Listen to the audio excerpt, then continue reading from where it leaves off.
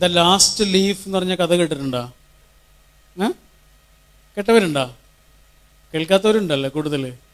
കേൾക്കേണ്ട കഥയാണ്. ഓ ഹെൻറിയുടെ കഥകളൊക്കെ രസമാണ്. അവസാനം ഒരു ട്വിസ്റ്റ് ഉണ്ടാവും, നമ്മൾ ഞെട്ടിച്ചളയും. അത്രയും ഭംഗിയുള്ള എഴുത്താണ് അദ്ദേഹത്തിൻ്റെ. ദ ലാസ്റ്റ് ലീഫ് അതുപോലെ തന്നെ. ദ ലാസ്റ്റ് ലീഫ് എന്ന് പറഞ്ഞാൽ എന്താ? അവസാനത്തെ ഇല. വളരെ ദരിദ്രരായ കുറേ ആളുകൾ, ചിത്രകാരന്മാർ താമസിക്കുന്ന ഒരു കോളനിയാണ്. വളരെ പാവപ്പെട്ടവരായ കുറേ ചിത്രകാരന്മാരാണ്. അവിടെ ഒരു ചെറിയ വീടുണ്ട്. ആ ചെറിയ വീട്ടിൽ വളരെ പാവപ്പെട്ട 2 ചിത്രകാരികൾ ഒരുമിച്ച് താമസിക്കുന്നുണ്ട്. അതിലൊരു ചിത്രകാരിക്ക് ന്യൂമോണിയ ബാധിച്ചു. നല്ല പനിയാണ്, കടുത്ത പനിയാണ്. അവൾക്കൊരു പ്രതീക്ഷയില്ല ജീവിക്കുമെന്ന്. മരിക്കും തന്നെ അവൾ വിചാരിച്ച്. അവളുടെ ജനല ഇങ്ങനെ തുറന്നു നോക്കിയാൽ പുറത്തൊരു മരം കാണാം. നല്ല വേനലായതുകൊണ്ട് ആ മരത്തിൽ നിന്ന് ഇലകളൊക്കെ ഇങ്ങനെ കൊഴിഞ്ഞു പോയിട്ടുണ്ട്. ആകെ കുറച്ച് ഇലകൾ മാത്രമേ ഇനി ബാക്കിയുള്ളൂ. അപ്പം അവളിങ്ങനെ ആലോചിക്കുകയാണ്, ആ അവസാനത്തെ ഇല താഴെ വീഴുന്ന ദിവസം ഞാനും മരിക്കും. അങ്ങനെ ഓരോ ഇലകളായി ഇങ്ങനെ കൊഴിഞ്ഞു. ആ കോളനിയിൽ വൃദ്ധനായൊരു ചിത്രകാരനുണ്ട്. അദ്ദേഹം നാട്ടുകാരോടെല്ലാം പറഞ്ഞെടുക്കുന്നൊരു കാര്യമുണ്ട്, എൻ്റെ ഏറ്റവും നല്ല ചിത്രം വരച്ചിട്ടേ ഞാൻ ഇവിടുന്ന് പോവുള്ളൂ, മാസ്റ്റർ പീസ് വരച്ചിട്ടേ ഞാൻ മരിക്കുള്ളൂ എന്നൊക്കെ പറയും. അദ്ദേഹം ഈ കുട്ടിയെ കാണാൻ വേണ്ടി വന്നിരുന്നു. അങ്ങനെ അവസാനത്തെ ഇല കൊഴിയുമെന്ന് അവൾ ഉറപ്പിച്ച രാത്രി ആ ഇല ഇങ്ങനെ വാടി നിൽക്കുന്നുണ്ട്, കൊഴിയാൻ ഒരുങ്ങി നിൽക്കുന്നുണ്ട്. അത് വീഴുമെന്ന് അവൾ ഉറപ്പിച്ച രാത്രി അവളിങ്ങനെ രാത്രി അവളുടെ കൂട്ടുകാരിയോട് അവളുടെ കിനാവുകളും കൗതുകങ്ങളും സങ്കടങ്ങളും ഒക്കെ പറഞ്ഞ് ഒരുപാട് നേരം കരഞ്ഞു. നാളെ രാവിലെ എന്തായാലും മോളെ ഞാൻ മരിച്ചിട്ടുണ്ടാവും എന്നൊക്കെ പറഞ്ഞു. അങ്ങനെ മരണത്തിലേക്ക് അവൾ കിടന്നു. മരിക്കുമെന്ന് ഉറപ്പിച്ച് അവൾ ഉറങ്ങി. അവൾ മരിച്ചിട്ടൊന്നുമില്ല. രാവിലെ എണീറ്റു, മരിച്ചിട്ടില്ല. അവൾ ആദ്യം തന്നെ നോക്കിയത് ആ ജനല തുറന്നിട്ട് ആ ഇല കൊഴിഞ്ഞിട്ടുണ്ടോ ഇല്ലേ നോക്കി. കൊഴിഞ്ഞിട്ടില്ല എന്ന് മാത്രമല്ല, ഉണങ്ങിയിരുന്ന ഇല പച്ച ഇലയായി മാറിയിരിക്കുന്നു. വീഴുന്നതിന് പകരം ആ ഇല പച്ച ഇലയായി മാറിയിരിക്കുന്നു. അല്ലാത്ത അത്ഭുതമായി അവൾക്ക്. ഒന്നുകൂടെ പ്രതീക്ഷ വർദ്ധിച്ചു. ജീവിക്കാനുള്ള പ്രതീക്ഷ വർദ്ധിച്ചു. പ്രതീക്ഷ എന്ന ഞെട്ടിലിങ്ങനെ തൂങ്ങി നിൽക്കുന്ന മാമ്പഴത്തിൻ്റെ പേരാണ് മനുഷ്യൻ്റെ ജീവിതം എന്ന് പറയുന്നത്. അത് അറ്റുപോയ ഇത് താഴെ കിടക്കും, വേറെ എന്തുണ്ടായിട്ടും കാര്യമില്ല. അപ്പം അവൾക്ക് കുറച്ചു കാലം കൂടി ജീവിക്കാമല്ലോ എന്നുള്ള പ്രതീക്ഷ വർദ്ധിച്ച് ആഴ്ചകൾ കഴിഞ്ഞു, ഇല കൊഴിഞ്ഞില്ല. മാസങ്ങൾ കഴിഞ്ഞു, ഇല വാടിയില്ല. പുതിയ വസന്തം വന്നു, ഇലകൾ വന്നു, മരമാകെ ഇലകളായി മാറി. അവൾ പിന്നെയും ദീർഘകാലം ജീവിച്ചു എന്നാണ് കഥ. യഥാർത്ഥത്തിൽ സംഭവിച്ചത് എന്താണ്? ആ വൃദ്ധനായ ചിത്രകാരനല്ലേ, അദ്ദേഹം വരച്ചിട്ട ചിത്രമായിരുന്നു അത്, മാസ്റ്റർ പീസ്. അത് വരയ്ക്കാൻ വേണ്ടി കയറിയ രാത്രി കുട പിടിച്ചിരുന്നു അദ്ദേഹം. എന്നിട്ടും പെട്ടെന്ന് വന്ന ഒരു ശീതക്കാറ്റിൽ കുട താഴേക്ക് മറിഞ്ഞു വീണ് മഞ്ഞുകൊണ്ട് ന്യൂമോണിയ ബാധിച്ച് ആ ചിത്രകാരൻ മരിച്ചു പോവുകയും ചെയ്തു. ഇവള് പിന്നെയും ദീർഘകാലം ജീവിച്ചു എന്നാണ് കഥ. അദ്ദേഹം മരിച്ചുപോയി. പക്ഷെ ആ മനുഷ്യൻ്റെ കൈകൾ കൊണ്ടിങ്ങനെ പതിഞ്ഞ ചിത്രമുണ്ടല്ലോ, ആ കളറുണ്ടല്ലോ, അതൊരു പെൺകുട്ടിക്ക് പ്രത്യാശയുടെ പുലർവെട്ടമായി അവളുടെ ജീവൻ ഇങ്ങനെ നിലനിർത്തുന്ന പ്രതീക്ഷയായി മാറി എന്നാണ് കഥയുടെ ഉള്ളടക്കം. ഇത്രേ നമുക്ക് ഒരു മനുഷ്യന് വേണ്ടി ചെയ്യാനുള്ളൂ. ഒരു മനുഷ്യനെങ്കിലും ഇങ്ങനെ കരയാതെ കാത്തു രക്ഷിക്കാനാ. ഒരു മനുഷ്യനെങ്കിലും ഇങ്ങനെ വീണ് കിടക്കുന്നിടത്തുനിന്ന് നമുക്കിങ്ങനെ പിടിച്ചെഴുന്നേൽപ്പിക്കാനാ. അതിനാണിത് തന്നത്.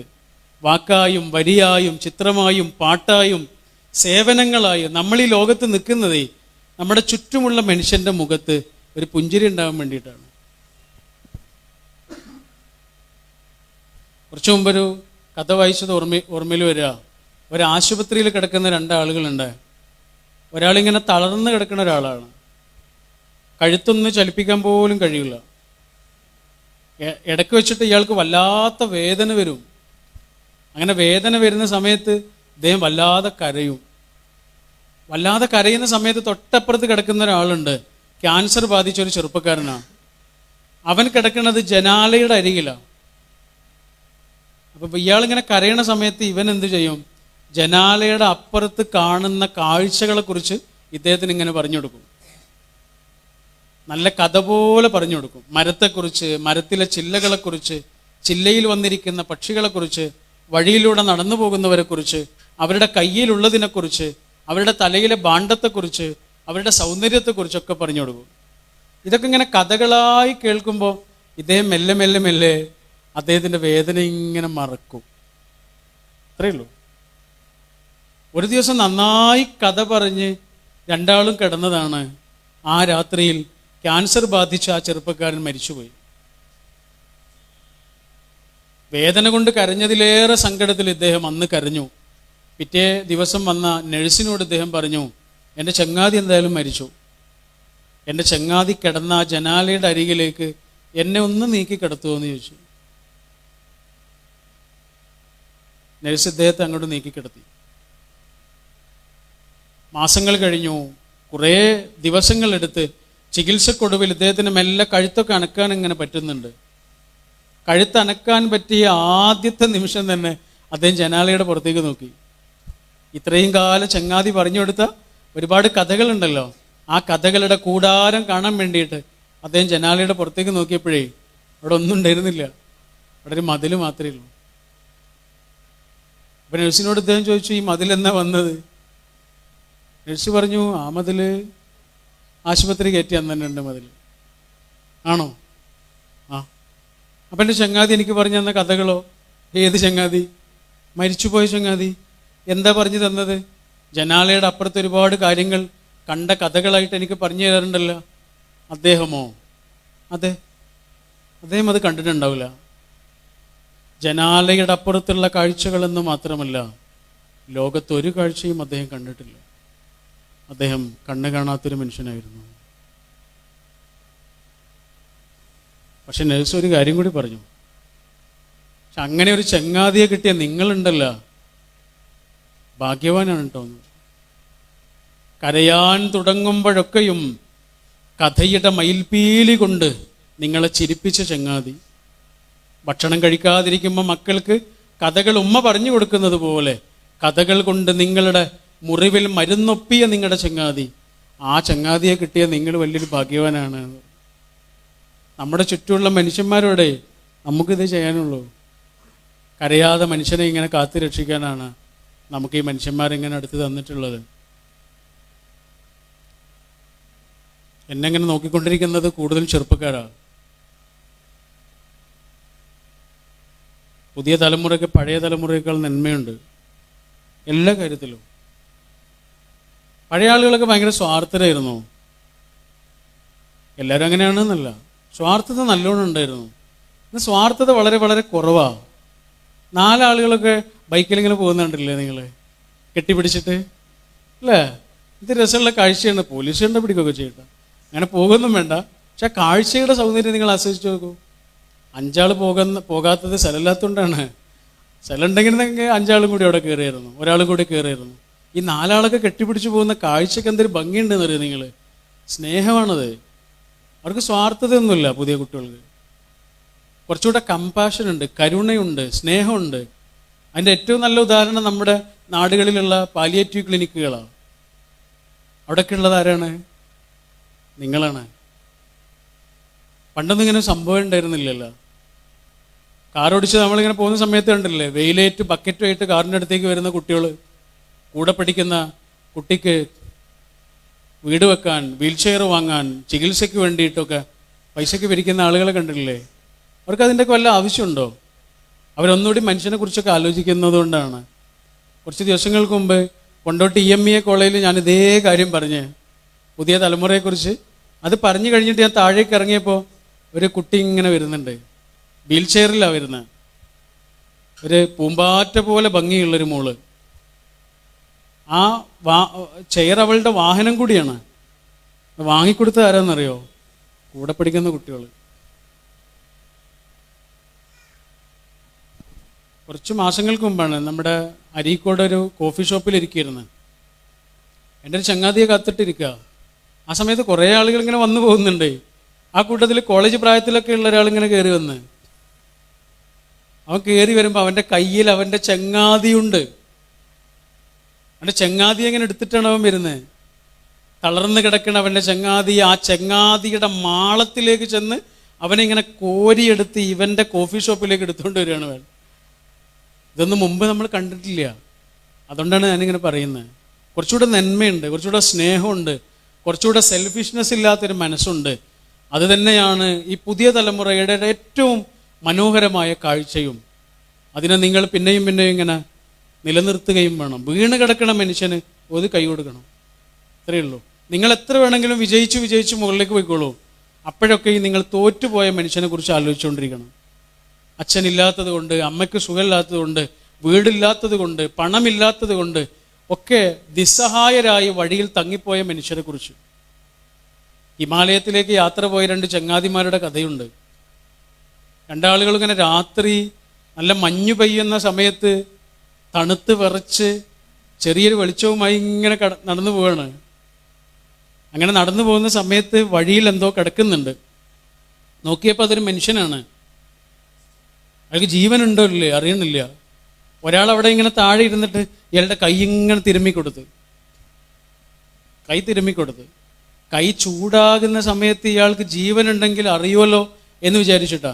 പക്ഷെ എത്ര സമയം തിരുമ്മിയിട്ടും അയാളൊന്നും അനങ്ങുന്നു പോലും ഇല്ല. മറ്റേ ചങ്ങാതി പറഞ്ഞേ, നമുക്ക് വേഗം പോകട്ടാ, നമ്മൾ കുറേ സമയം ഇവിടെ നിന്നാൽ നമ്മൾ അയാളെ പോലെ കിടക്കേണ്ടി വരും എന്ന് പറഞ്ഞു. പക്ഷെ ഇയാൾ അവിടെ നിന്ന് എഴുന്നേറ്റില്ല. ഇയാൾ പിന്നെയും കൈ തിരുമ്മിക്കൊടുക്കുക. മറ്റേ ചങ്ങാതി ഓടിപ്പോയി. കുറേ സമയം കഴിഞ്ഞിട്ട് ഇയാൾ അനങ്ങാതായി. പക്ഷെ അയാൾ അവിടെ ഉപേക്ഷിച്ച് പോകാൻ കഴിയണില്ല. അവസാനം ഇയാൾ ആ കിടക്കുന്ന ആളെ ഇങ്ങനെ കോരിയെടുത്ത് തോളിലിട്ടിട്ട് നടക്കാൻ തുടങ്ങി. നല്ല വേഗതയിൽ നടക്കുമ്പോൾ ഇയാളുടെ ശരീരം ചൂടാകാൻ തുടങ്ങി. ശരീരം ചൂടായി, ഷോൾഡർ ചൂടായി, അത് മുകളിലിരിക്കുന്ന ആൾക്ക് ആ ചൂട് കിട്ടാൻ തുടങ്ങി. അയാൾ അനങ്ങാൻ തുടങ്ങി. അയാൾക്ക് ജീവനുണ്ട്. അയാൾ താഴെ ഇറങ്ങി, ഇയാളോട് നന്ദി പറഞ്ഞു. രണ്ടാളും ഒരുമിച്ച് നടക്കാൻ തുടങ്ങി. നടന്ന് കുറേ ദൂരം ചെന്നപ്പോൾ വഴിയിൽ ഒരാൾ കിടക്കുന്നുണ്ട്. സൂക്ഷിച്ചു നോക്കിയപ്പോൾ അതാരായിരുന്നു? നേരത്തെ പോയ ആളായിരുന്നു, ഓടിപ്പോയ ആള്. അത്രയേ ഉള്ളൂ. നമ്മളിങ്ങോട്ടേ ഓടുന്നത്. വീണ് കിടക്കണ മനുഷ്യനെ നോക്കാതെ നമ്മൾ എത്ര ഓടിയിട്ടും കാര്യമില്ലെന്നേ. തളർന്നു കിടക്കണ മനുഷ്യനെ, വീണുപോയ മനുഷ്യനെ എത്ര പരിഗണിക്കുന്നുണ്ട് എന്നുള്ളതാണ് ഹ്യൂമാനിറ്റിയുടെ ഏറ്റവും മനോഹരമായ കാഴ്ചകളിലൊന്ന്. നിങ്ങൾ ഈ സ്പെഷ്യൽ സ്കൂൾ കണ്ടിട്ടില്ലേ? സ്പെഷ്യൽ സ്കൂള്, ബുദ്ധിക്കൊക്കെ ചെറിയ പ്രയാസമുള്ള കുട്ടികളല്ലേ. അവരുടെ ഒരു സ്പെഷ്യൽ ഒളിമ്പിക്സ് നടന്നു ഹൈദരാബാദിൽ കുറച്ച് കൊല്ലങ്ങൾക്ക് മുമ്പാണ്. സുഭാഷ് ചന്ദ്രൻ അതൊരു കഥയായിട്ട് എഴുതിയിട്ടുണ്ട്. ഞാനതാണ് വായിച്ചത്. അതിങ്ങനെയാണ്, ആ ഒളിമ്പിക്സ് നടക്കുന്ന സമയത്ത് ഈ സ്പെഷ്യൽ കുട്ടികളാണല്ലോ, ഇവർ 10 ആളുകൾ ഇങ്ങനെ ഓടാൻ വേണ്ടി നിൽക്കുകയാണ് ട്രാക്കിൽ. പറഞ്ഞു ബിസിലടിച്ചാൽ അപ്പോൾ ഓട്ടം തുടങ്ങണമെന്ന് പറഞ്ഞു. അങ്ങനെ അവരിങ്ങനെ വെയിറ്റ് ചെയ്യുക.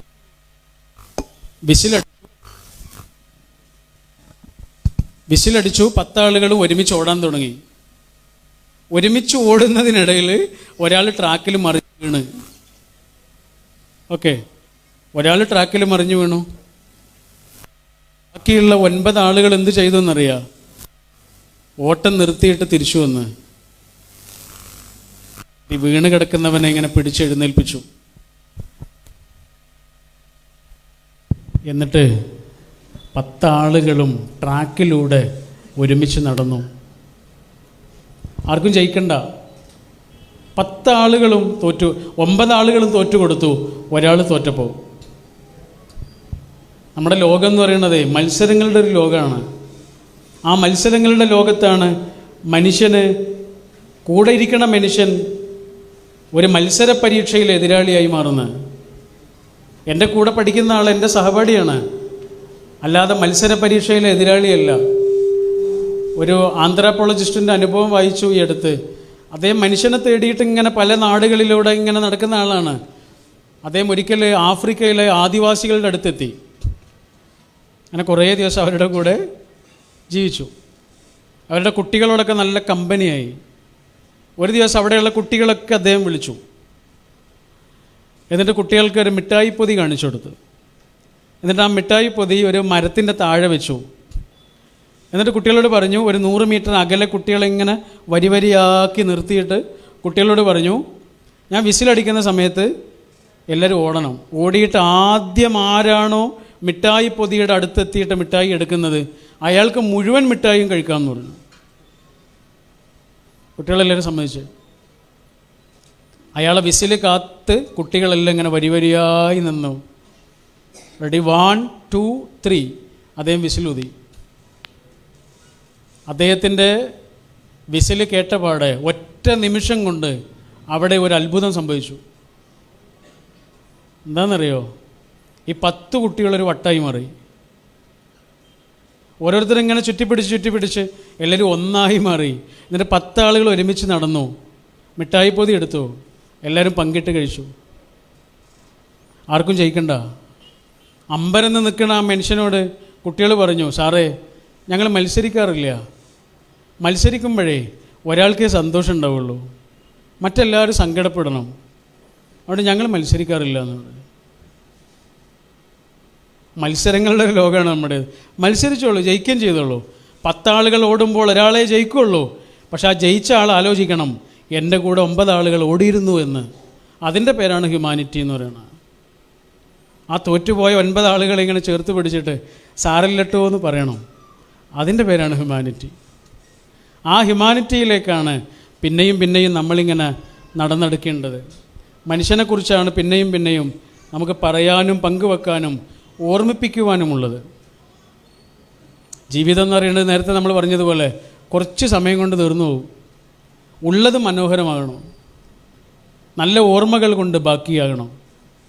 നമ്മുടെ ഓരോ കൂട്ടായ്മകളും നമ്മുടെ ഓരോ തരത്തിലുള്ള പ്രവർത്തനങ്ങളും മനുഷ്യർക്ക് നല്ലതായി ഓർമ്മകൾ ബാക്കിയാകുന്ന പ്രവർത്തനങ്ങളായി മാറണം.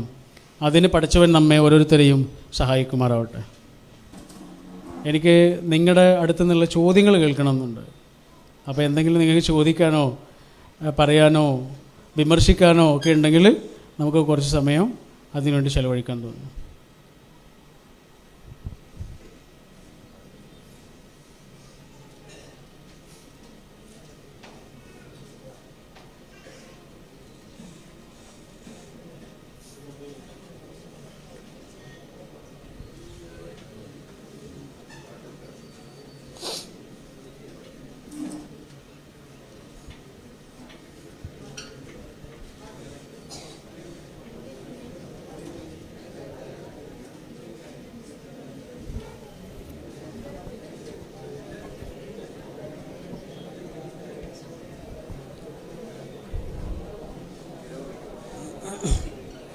നമ്മളെ ചോദ്യങ്ങൾ നിർബന്ധമൊന്നുമില്ല, വെറുതെ ചോദിച്ചെന്നേ ഉള്ളൂ. നമ്മൾ പറഞ്ഞ കാര്യങ്ങളെ ഒന്നാമതായി പറഞ്ഞത് എന്തായിരുന്നു? അവനവൻ്റെ ഉള്ളിലെ ഒരു സാധ്യതയെ തിരിച്ചറിയുക എന്നുള്ളതാണ്. എന്നിട്ട് ഈ ജീവിതത്തെ മനോഹരമാക്കുക, നമ്മൾ ജീവിക്കുന്ന നിമിഷത്തെ നമ്മൾ ആനന്ദകരമാക്കുക. അത്രയേ ഉള്ളൂ. ഒരു പെൺകുട്ടിയുടെ കഥ വായിച്ചു കുറച്ച് മുമ്പ്. കഥയല്ല, സംഭവമാണ്. അത് എഴുതിയുള്ളൊരു അനുഭവമായിട്ടാണ് പറയുന്നത്. ഒരു അച്ഛൻ മരിച്ചൊരു പാവം പെൺകുട്ടിയാണ്. അമ്മ മാത്രമേ ഉള്ളൂ. അവർക്ക് ആകെയുള്ളതൊരു ചെറിയ വീടാണ്, ഓല കൊണ്ടൊക്കെ മേഞ്ഞിട്ടുള്ള ഒരു ചെറിയ വീടാണ്. അമ്മ ഇങ്ങനെ കഷ്ടപ്പെട്ട് ഈ പെൺകുട്ടിയെ പഠിപ്പിക്കുന്നുണ്ട്. അവളേതൊരു വലിയ കോഴ്സിനാണ് പഠിക്കുന്നത്. അമ്മ ഓരോ വീടുകളിൽ ജോലി ചെയ്തിട്ടൊക്കെയാണ് പൈസ ഉണ്ടാക്കുന്നത് ഇവളെ പഠിപ്പിക്കാൻ വേണ്ടിയിട്ട്. ഒരു ദിവസം ഇവൾ വിളിച്ചിട്ട് അമ്മയോട് പറഞ്ഞു, അമ്മ ഞാൻ വെക്കേഷന് നാട്ടിലേക്ക് വരുമ്പോൾ എൻ്റെ കൂടെ എൻ്റെ 2 കൂട്ടുകാരികളുണ്ടാവും, അമ്മക്ക് പ്രയാസം ഉണ്ടോയെന്ന് ചോദിച്ചു. അപ്പം അമ്മ പറഞ്ഞു, മോളെ ഇരിക്കാനൊരു കസേര പോലും ഇല്ല നമ്മുടെ വീട്ടിൽ, എങ്ങനെ മോളെ ഈ വീട്ടിലേക്ക് അവരെ കൊണ്ടുവരിക എന്ന് പറഞ്ഞു. മോൾക്കും തോന്നി ശരിയാണല്ലോ, എങ്ങനെയാണ് ആ വീട്ടിലേക്ക് കൊണ്ടുപോവുക? സാരല്ല, എന്തായാലും അവരെ കൊണ്ടുപോകണം. അമ്മയ്ക്കാകെ ബേജാറായി. വെക്കേഷൻ തുടങ്ങുന്നതിൻ്റെ ഒരു ആഴ്ച മുമ്പ് ഇവൾ വീട്ടിലേക്ക് എത്തി. വന്ന ഉടനെ അവൾ ചെയ്യുന്നത് എന്താണെന്നറിയോ? അവളുടെ ആ കുഞ്ഞു വീടിനെ ഒന്ന് മനോഹരമാക്കാൻ വേണ്ടി അവൾ തീരുമാനിച്ചു. അവളുടെ വീടിൻ്റെ കുറച്ച് പിറകിൽ മഞ്ഞ നിറത്തിലുള്ള കുറേ മുളകളുണ്ട്. ആ മുളകളൊക്കെ വെട്ടിയെടുത്തിട്ട് അതിൻ്റെ ഓരോരോ കമ്പുകൾ ഇങ്ങനെ മുന്നിൽ തൂക്കിയിട്ടിട്ട് ഒരു പന്തൽ പോലെയാക്കി മനോഹരമാക്കി. അവിടെ ഇങ്ങനെ പരന്ന് കിടന്ന കുറേ ചെടികളൊക്കെ ഉണ്ടായിരുന്നു. അതൊക്കെ ഒരു ഭാഗത്തേക്കാക്കിയിട്ട് ഭംഗിയോടെ അടുക്കടുക്കായി ചെടിച്ചട്ടികൾ ഇങ്ങനെ വെച്ചു. ചിരട്ടയിലും പാത്രത്തിലും പൊട്ടിയ ടിന്നിലും ചില്ലുപാത്രത്തിലൊക്കെ ചെടികൾ ഓരോന്നായി ഇങ്ങനെ നിറച്ച് ആ ചെറിയ വീടിൻ്റെ ചുറ്റും അവൾ ഇങ്ങനെ വെച്ച്. കുറേ കുപ്പികൾ അവിടെ ഇവിടെയൊക്കെ കിടന്നിരുന്നു. ആ കുപ്പികളൊക്കെ കൊണ്ടുവന്ന് കഴുകി വൃത്തിയാക്കിയിട്ട് അതിൽ വെള്ളം നിറച്ച് കുറേ കല്ലുകളൊക്കെ ഇട്ടിട്ട് അവിടെ ഇങ്ങനെ തൂക്കിയിട്ട് മുള കൊണ്ട് കുറേ ഇരിക്കാൻ പറ്റുന്ന കുറച്ച് സ്ഥലങ്ങളുണ്ടാക്കി. കുറച്ച് ദിവസങ്ങൾ കഴിഞ്ഞ് കൂട്ടുകാരികൾ വന്നു. വലിയ വീട്ടിലെ കുട്ടികളാണ്, വലിയ പണക്കാരൊക്കെ ആയിട്ടുള്ള കുട്ടികളാണ്. അവരാ വീട്ടിലേക്ക് വരുമ്പോൾ തന്നെ നല്ല സുഗന്ധമുണ്ട്. ആ സുഗന്ധത്തിന് ഒറ്റ കാരണമേ ഉള്ളൂ, അവൾ അവിടെ ഒരു ചെമ്പകം കൊണ്ടുവച്ചിരുന്നു വീടിൻ്റെ ഉള്ളിൽ. ഒരു വീട് മുഴുവനും സുഗന്ധമാകാൻ ഒറ്റ ചെമ്പകം മതി. വലിയ പണക്കാരായ ആളുകളായിട്ട് കുട്ടികളായിട്ടും ആ കുട്ടികൾക്ക് ആ വീട് വല്ലാതെ ഇഷ്ടമായി. ചെറുതാണ് പക്ഷേ മനോഹരമാണ്. ഇത്രയാണ് നമ്മൾക്ക് ഈ നിമിഷത്തിൽ ചെയ്യാനുള്ളൂ. നമുക്ക് എന്താണ് നമ്മുടെ കയ്യിലുള്ളത് അതിനെ മനോഹരമാക്കുക. കുറച്ചുകൂടി നല്ലതിലേക്ക് നമുക്ക് സ്വപ്നങ്ങളൊക്കെ കാണാം. ആ സ്വപ്നങ്ങൾ സാക്ഷാത്കരിക്കാനുള്ള വലിയ അധ്വാനവും പ്രയത്നവും ഒക്കെ നമ്മുടെ അടുത്ത് ഉണ്ടാവണം. പക്ഷേ ഈ നിമിഷത്തെ നമ്മൾ ആഘോഷിക്കണം. നമുക്ക് അസംതൃപ്തി ഉണ്ടാകാൻ പാടില്ല. നമ്മുടെ വീടിനെക്കുറിച്ച്, നമ്മുടെ സൗകര്യങ്ങളെക്കുറിച്ച്, നമ്മുടെ പ്രിയപ്പെട്ടവരെക്കുറിച്ച് നമുക്കൊരു അസംതൃപ്തി ഉണ്ടാകാൻ പാടില്ല. കാരണം അതാണ് നമ്മുടെ ജീവിതം എന്ന് പറയുന്നത്. അതാണ് നമ്മുടെ ഏറ്റവും വലിയ ലഹരിയും. നേരത്തെ പറഞ്ഞല്ലോ, ഓഷോയുടെ ഒരു പുസ്തകത്തിൽ തന്നെ ഞാൻ വായിച്ചൊരു കഥ ഓർമ്മ വരികയാണ്. ഒരു വലിയ ഗുരുനാഥനുണ്ട്, അദ്ദേഹത്തിന് ഒരുപാട് വിദ്യാർത്ഥികളുണ്ട്, ധാരാളം വിദ്യാർത്ഥികളുള്ളൊരു വലിയ ഗുരുവാണ്. അദ്ദേഹത്തിന് സുഖമില്ലാതായി, മരിക്കാൻ ഒരുങ്ങിക്കിടക്കുകയാണ് അദ്ദേഹം. അത്രയും സുഖമില്ലാതായി. ഇപ്പോൾ ഗുരു മരണത്തിൻ്റെ വെപ്രാളമൊക്കെ ഇങ്ങനെ കാണിക്കുന്നൊരു ദിവസം അദ്ദേഹത്തിൻ്റെ എല്ലാ വിദ്യാർത്ഥികളും ഗുരുവിൻ്റെ അടുത്തേക്ക് ഓടി വന്നു. ഒരാൾ മാത്രം ഓടി വന്നില്ല. അയാൾ ടൗണിലേക്ക് പോയി വണ്ടി എടുത്തിട്ട്. അപ്പോൾ അദ്ദേഹത്തോട് ചങ്ങാതിമാരൊക്കെ ചോദിക്കുന്നുണ്ട്, ഗുരുവിന് സുഖമില്ലാതായിട്ടും നീ എങ്ങോട്ടാണ് ഈ പോണത്? അപ്പോൾ അയാൾ പറഞ്ഞു, ഗുരുവിന് ഭയങ്കര ഇഷ്ടമുള്ളൊരു കേക്കുണ്ട്, ആ കേക്ക് വാങ്ങാനാണ് ഞാൻ പോകുന്നതെന്ന് പറഞ്ഞു. അങ്ങനെ അദ്ദേഹം ഒരുപാട് സ്ഥലത്ത് അത് അന്വേഷിച്ചു, കേക്ക് കിട്ടാനില്ല. പഴയ ടൈപ്പ് ഒരു കേക്കാണ്, ഇപ്പം അത് കിട്ടാനില്ല. അങ്ങനെ ഒരുപാട് അന്വേഷിച്ച് ഒരു പഴയ കടയിൽ നിന്ന് കേക്ക് കിട്ടി. അങ്ങനെ ആ കേക്കും കൊണ്ട് ഗുരുവിൻ്റെ അടുത്തേക്ക് ഓടി വന്ന് ഗുരുവിൻ്റെ ചുണ്ടിലേക്ക് ഇങ്ങനെ വെച്ചു കൊടുത്ത്.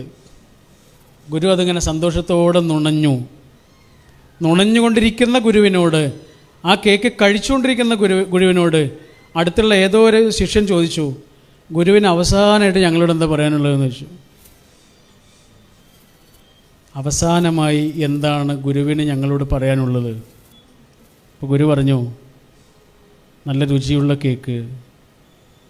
ഇത് പറഞ്ഞിട്ട് ഗുരു മരിച്ചു.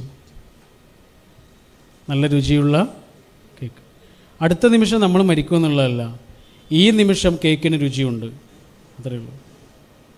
നാളെ എന്താകും എന്നുള്ളതിനെക്കുറിച്ച് ആലോചിച്ചിട്ട് ഇന്നത്തെ സന്തോഷം നഷ്ടപ്പെടുത്തരുത്. കുറച്ചുകൂടി നല്ല സ്വപ്നങ്ങളൊക്കെ നമ്മൾ കാണണം. എത്താവുന്ന അത്ര ഉയരങ്ങളിലേക്ക് നമ്മൾ എത്തും വേണം. പക്ഷേ ഈ നിമിഷം ഉണ്ടല്ലോ, ഇതിനെ നമ്മൾ ആസ്വദിക്കണം. അപ്പോഴേ നമുക്ക് ജീവിതത്തോട് സ്നേഹം ഉണ്ടാവുള്ളൂ. നമുക്കെന്താണ് നമ്മുടെ കയ്യിലുള്ളത്? ആ കുട്ടി വീടിനെ മനോഹരമാക്കിയതുപോലെ നമ്മുടെ കയ്യിലുള്ളതിനെ ഭംഗിയോടെ നമ്മൾ കൊണ്ടു നടക്കണം. കേടുവരാതെ കാക്കണം, കരയാതെ നോക്കണം. കരയുന്നുണ്ടെങ്കിൽ കണ്ണീര് തുടച്ചു കൊടുക്കുകയും വേണം. ഇതാണ് നമ്മളോടും നമ്മുടെ പ്രിയപ്പെട്ടവരോടും നമുക്ക് ചെയ്യാനുള്ളത്. എത്താവുന്ന അത്ര ഉയരങ്ങളിലേക്ക് നിങ്ങൾ പോയിക്കോളൂ. അപ്പോഴൊക്കെ ഈ നേരത്തെ നമ്മൾ പറഞ്ഞല്ലോ, തോറ്റുപോയ മനുഷ്യനെക്കുറിച്ച് നമ്മൾ ആലോചിച്ചുകൊണ്ടേയിരിക്കണം. മനുഷ്യന് വേണ്ടി എന്തെങ്കിലും ചെയ്യണം, അത്രയേ ഉള്ളൂ. മനുഷ്യന് വേണ്ടി എന്തെങ്കിലും ചെയ്തുകൊണ്ടിരിക്കണം. നിങ്ങളുടെ ഈ കൂട്ടായ്മ കൊണ്ട് ഉണ്ടാവേണ്ടത് അതാണ്. മനുഷ്യന്മാർക്ക് വേണ്ടിയിട്ട് എന്തെങ്കിലും ചെയ്യണം. 1984 ഡിസംബർ 5 ഭോപ്പാൽ ദുരന്തം ഉണ്ടായത്. അറിയാമല്ലോ അല്ലേ?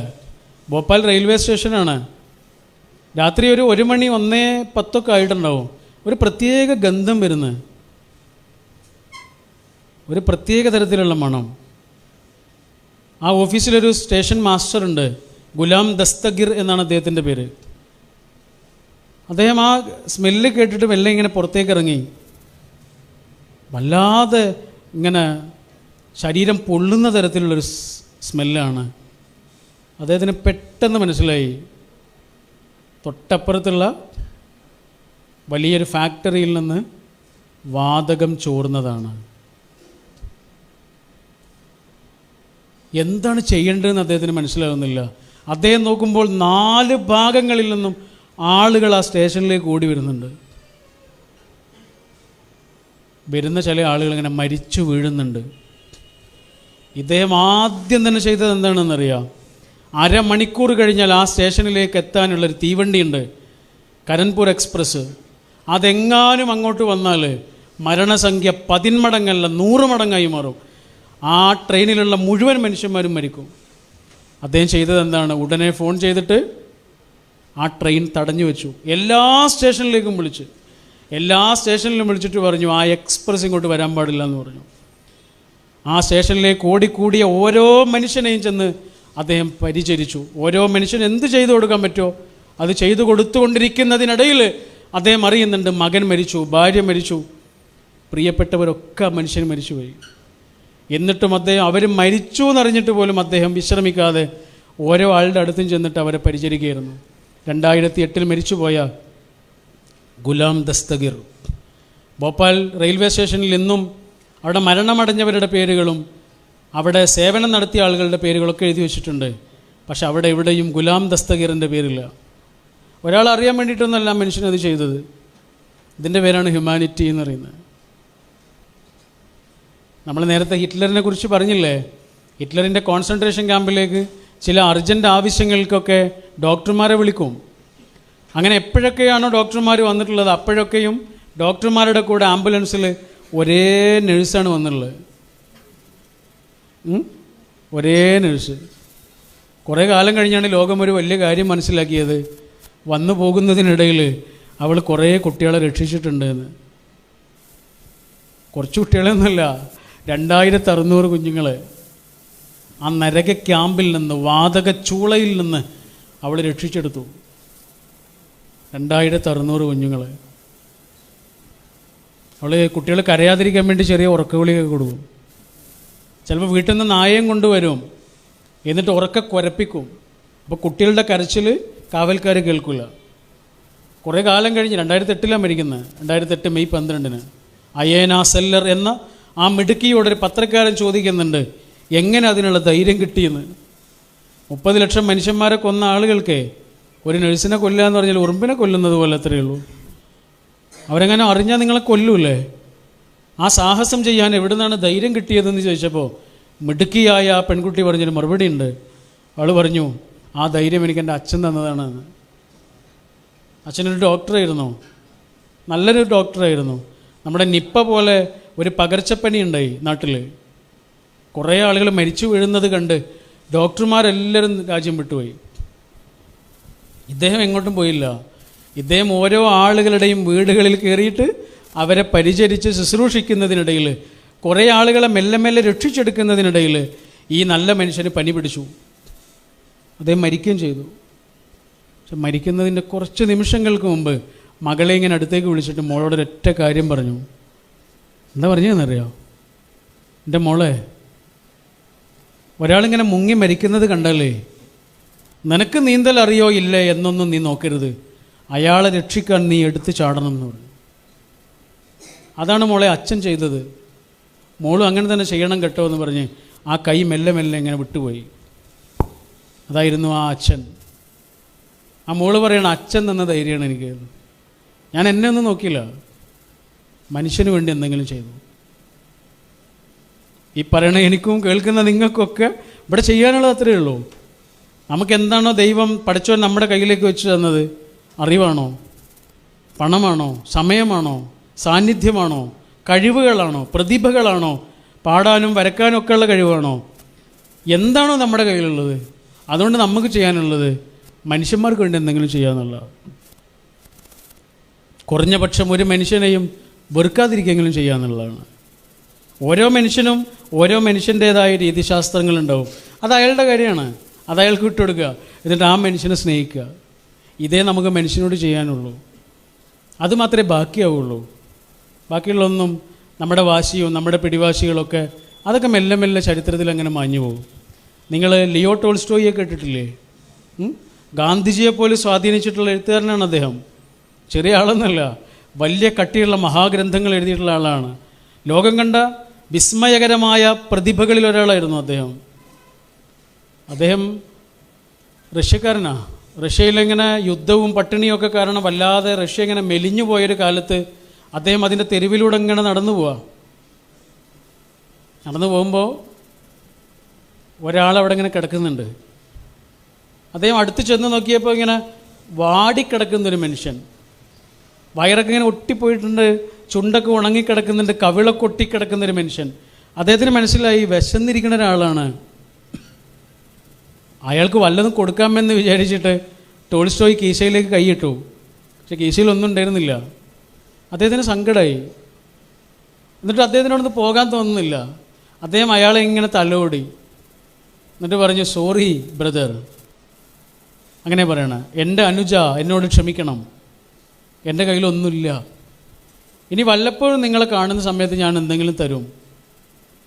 ഇപ്പം എൻ്റെ കയ്യിലൊന്നുമില്ല കേട്ടോ, ഇത് മാത്രമേ ഉള്ളൂ എന്ന് പറഞ്ഞിട്ട് ചെളിയും പൊടിയും മണ്ണുമൊക്കെയുള്ള ആ മനുഷ്യൻ്റെ നെറ്റിയിൽ ടോൾസ്റ്റോയ് ഉമ്മ വെച്ചു. ഒറ്റ ചുംബനം കൊണ്ട് സ്നേഹത്തിൻ്റെ ഒരു കർക്കടകമായി മാറി. അപ്പോഴാണ് ആ മനുഷ്യൻ ഇങ്ങനെ കണ്ണ് തുറന്നത്. നോക്കിയിട്ട് പറഞ്ഞു, നിങ്ങളെന്തിനാ എനിക്ക് പണം തരുന്നത്? നിങ്ങളെനിക്ക് പണമൊന്നും തരണ്ട, നിങ്ങളെന്നെ അനുജാന്ന് വിളിച്ചില്ലേ, അത് മതിയെന്ന് പറഞ്ഞു. നിങ്ങളെൻ്റെ നെറ്റിയിൽ ഉമ്മ വെച്ചില്ലേ, കഥ മതിയെന്ന് പറഞ്ഞു. മനുഷ്യനും തമ്മിലുള്ള പാലല്ലാതെ ഈ ലോകവുമായുള്ള എന്തിനേയും നമ്മളെ ബന്ധിപ്പിക്കുന്ന, മനുഷ്യനോട് മാത്രമൊന്നുമല്ല, ഈ ലോകത്തുള്ള എന്തിനോടും നമ്മളിങ്ങനെ ബന്ധിപ്പിക്കുന്ന പാലത്തിൻ്റെ പേരാണ് സ്നേഹം എന്ന് പറയുന്നത്. അത് അറ്റുപോയാലുണ്ടല്ലോ നമ്മൾ ഐസൊലേറ്റഡ് ആയി പോകും. അതുകൊണ്ട് ഈ സ്നേഹം എന്നുള്ള പാലം കൊണ്ട് കുറേ ആളുകളുമായി ഇങ്ങനെ കണക്റ്റ് ആവുക എന്നുള്ളത് നമ്മുടെ കൂടി ആവശ്യമാണ്. ഓക്കെ, ഇതേ ലിയോ ടോൾസ്റ്റോയ് തന്നെ എങ്ങനെയാണ് മരിച്ചത് എന്നൊരു പക്ഷേ നിങ്ങൾ കേട്ടിട്ടുണ്ടാവും. ഭാര്യയോടുണ്ടായ ചെറിയൊരു കലഹമായിരുന്നു. ആ കലഹം വല്ലാതെ മൂർച്ഛിച്ച് അദ്ദേഹം വീട്ടിൽ നിന്ന് ഇറങ്ങിപ്പോയതാണ്. കുറേ ദൂരങ്ങൾ നടന്ന് ഒരുപാട് ദൂരം കഴിഞ്ഞപ്പോൾ രാത്രിയായി. രാത്രി വല്ലാതെ ഇരുട്ടിയപ്പോൾ ഒരു ചെറിയ വെളിച്ചം കണ്ട് അവിടെ കയറിയിരുന്ന്. അത് റെയിൽവേ സ്റ്റേഷനായിരുന്നു. അവിടെയുള്ള സിമെൻറ്റ് ബെഞ്ചിൽ ഇങ്ങനെ കിടന്ന് പാതിരാത്രിയിൽ എപ്പോഴും മരിച്ചുപോയി. പിറ്റേന്ന് വന്ന തൂപ്പുകാരാണ് മഞ്ഞിൽ പുതഞ്ഞു കിടക്കുന്ന ടോൾസ്റ്റോയിയുടെ മൃതദേഹം പുറത്തെടുത്തത്. രാജാവിനെ പോലെ മരിച്ചു പോകേണ്ടിയിരുന്ന മനുഷ്യനാണ്. എന്താ ഇങ്ങനെ മരിച്ചു പോകേണ്ടി വന്നത്? നമ്മുടെ കലഹങ്ങൾ കൊണ്ടാണ്. വീട്ടിലും നാട്ടിലും സംഘങ്ങളിലും കൂട്ടായ്മകളിലും നമുക്ക് കലഹങ്ങൾ മാത്രമേ ഉള്ളൂ. നമുക്ക് മനുഷ്യനെ സ്നേഹിക്കാനൊന്നും നേരില്ല. അതുകൊണ്ട് മദർ തെരേസ പറയുന്നുണ്ട്, if you judge people you have not time to love them. നിങ്ങൾ മനുഷ്യന്മാരെങ്ങനെ അളക്കാൻ നിന്നാൽ നിങ്ങൾക്ക് മനുഷ്യന്മാരെ സ്നേഹിക്കാൻ സമയം ഉണ്ടാവില്ല എന്ന്. റിയാലിറ്റിയാണത്. മനുഷ്യനെ എങ്ങനെയാണോ അങ്ങനെ മനുഷ്യനെ സ്നേഹിക്കണം. നമ്മളയാളെ ജഡ്ജ് ചെയ്യണമെന്നും പോണ്ട, അത് അയാളുടെ കാര്യമാണ്. നമ്മളയാളെ ജഡ്ജ് ചെയ്യാൻ പോയാൽ അത് ആരാവട്ടെ, നമുക്ക് പിന്നെ സ്നേഹിക്കാൻ സമയം ഉണ്ടാവില്ല. അങ്ങനെ ഒരു ചെറിയ കലഹം വല്ലാതെ മൂർച്ഛിച്ച് വീട്ടിൽ നിന്ന് 82 കിലോമീറ്ററുകൾ അപ്പുറത്ത് 80 വയസ്സുള്ള ലിയോ ടോൾസ്റ്റോയ് ഒരു റെയിൽവേ സ്റ്റേഷൻ്റെ, അപ്പസ്താവ് എന്നാണ് ആ സ്ഥലത്തിൻ്റെ പേര്, അവിടെയുള്ള റെയിൽവേ സ്റ്റേഷൻ്റെ സിമെൻറ്റ് ബെഞ്ചിൽ കിടന്ന് 1910 നവംബർ 20 അർദ്ധരാത്രി അദ്ദേഹം മരിച്ചുപോയി. കലഹങ്ങൾ ഇതേ ബാക്കിയാകുള്ളൂ. ആൽബർട്ട് ഐൻസ്റ്റീൻ ഒരു കോളേജിലേക്ക് കുട്ടികളോട് സംസാരിക്കാൻ വേണ്ടി പോയി.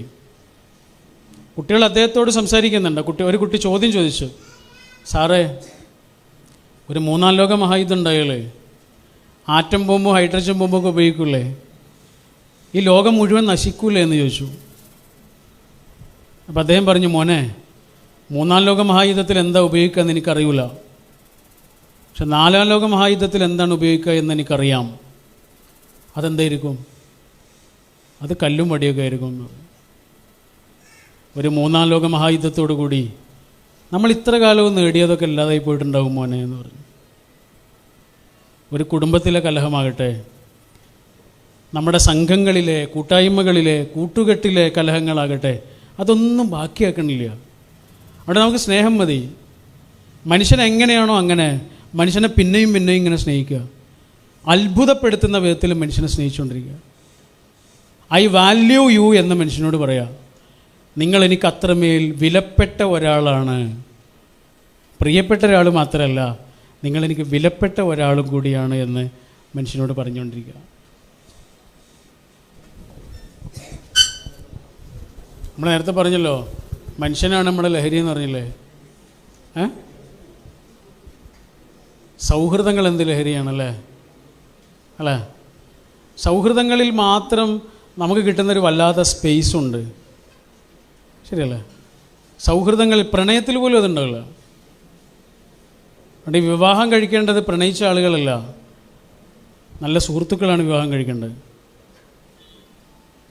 നല്ല പ്രണയങ്ങളൊന്നും വിവാഹത്തിലെത്തിയിട്ടില്ലല്ലോ. വിവാഹത്തിലെത്തിയ പ്രണയങ്ങളൊന്നും നല്ല കഥകളും പറഞ്ഞു തന്നിട്ടില്ല. നല്ല ചങ്ങാതിമാർ, നല്ല സുഹൃത്തുക്കളാണ് വിവാഹം ചെയ്തത്. അവർ ഭംഗിയായിട്ട് മുന്നോട്ട് പോകാറുണ്ട്. നമ്മൾ എത്രയോ ആളുകളെ കാണുന്നുണ്ടാണ് പറയുന്നത് കേട്ടോ. അങ്ങനെ സൗഹൃദം എന്ന് പറയുന്നത് ഒരു മനുഷ്യന് കിട്ടുന്ന വല്ലാത്തൊരു സ്പേസാണ്. ചിറകിനാകാശവും നീ തന്നു, നിന്നാത്മശിഖരത്തിൽ ഒരു കൂട് തന്നു എന്ന് പറഞ്ഞില്ലേ? ആത്മശിഖരത്തിലൊരു കൂട് തരുന്ന പ്രവർത്തനമാണ് സൗഹൃദം എന്ന് പറയുന്നത്. എൻ്റെ ഒരു ഗുരുവുണ്ട്, അദ്ദേഹം ഈ അടുത്ത് പറയുണ്ടായി, 2 ചങ്ങാതിമാരുടെ കഥ പറഞ്ഞ്. സംഭവിച്ചതാണ് കേട്ടോ. ചെറുപ്പം മുതൽ ചങ്ങാതിമാരാണ് രണ്ടാളും. പക്ഷെ ഒരാളുടെ മകളുടെ കല്യാണം ഗുരുവായൂർ നടക്കുന്നുണ്ട്, താലികെട്ട്. ആ കാര്യം മറ്റേ ചങ്ങാതിയോട് പറയാൻ മറന്നുപോയി. അവസാനം താലികെട്ട് ഗുരുവായൂരിൽ നടന്നുകൊണ്ടിരിക്കുക. താലികെട്ടൊക്കെ കഴിഞ്ഞിട്ട് ഇദ്ദേഹം ഇങ്ങനെ പുറത്തേക്ക് വരുമ്പോൾ ഉണ്ട് ആ ചങ്ങാതി അവിടെ നിൽക്കുന്നത്. കല്യാണം പറഞ്ഞിട്ടില്ല, പക്ഷെ അവൻ വന്നിട്ടുണ്ട്. അപ്പോൾ അവനോട് ചോദിച്ചു, നീ എന്താ ഇവിടെ എന്ന് ചോദിച്ചു. എൻ്റെ ഒരു ചങ്ങാതിയുടെ മകളെ കല്യാണം ഉണ്ട്, അതിന് വന്നതാണ്. ഏതാണ് ആ ചങ്ങാതി? ഏത് ചങ്ങാതി? ഇവൻ്റെ നെഞ്ചത്ത് ഇങ്ങനെ കുത്തിയിട്ട് പറഞ്ഞു, എടാ തെണ്ടി, അത് നീയാണ്. എടാ തെണ്ടി എന്ന് വിളിക്കാനുള്ളൊരു സ്വാതന്ത്ര്യം ഉണ്ടല്ലോ, അതിൻ്റെ പേരാണ് സൗഹൃദം എന്ന് പറയുന്നത്. കുടുംബത്തിലെ ഒരാളോടാണ് കല്യാണം പറയാതിരുന്നതെങ്കിൽ അവരാരെങ്കിലും വരുമോ?